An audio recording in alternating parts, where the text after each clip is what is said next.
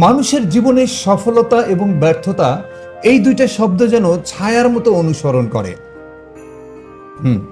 কেউ একজন যখন স্বপ্ন দেখে তখন কিছু মানুষ তাকে উৎসাহ দেয়, আর কিছু মানুষ চুপচাপ বসে থাকে, তার হেরে যাওয়ার অপেক্ষায় থাকে। তারা কখনোই চায় না আপনি এগিয়ে যান।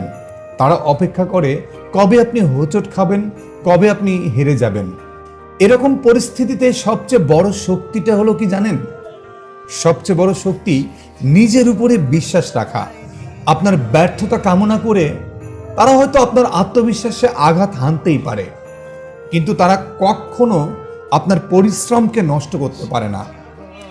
যদি আপনি সত্যি জিততে চান, জিতে দেখাও তাদের যারা আপনার হারের অপেক্ষায় রয়েছে।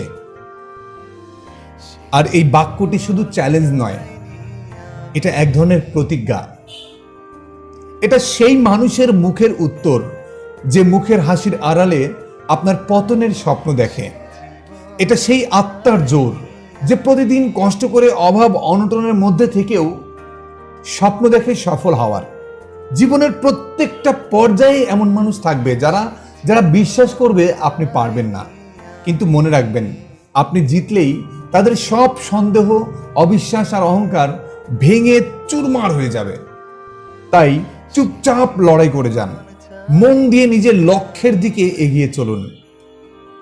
সময় আসবে আপনি জয়ী হবেন, তখন তাদের সামনে দাঁড়িয়ে বলবেন, আমি হেরেও হার মানিনি, কারণ আমার বিশ্বাস ছিল আমি পারবো।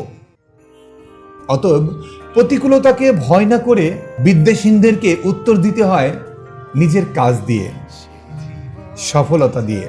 কারণ সবচেয়ে বড় প্রতিষেধ হলো আপনার সফলতা। তাই আমি বলতে চাই, জিতে দেখান তাদের যারা আপনার হেরে যাওয়ার জন্য অপেক্ষায় বসে আছে।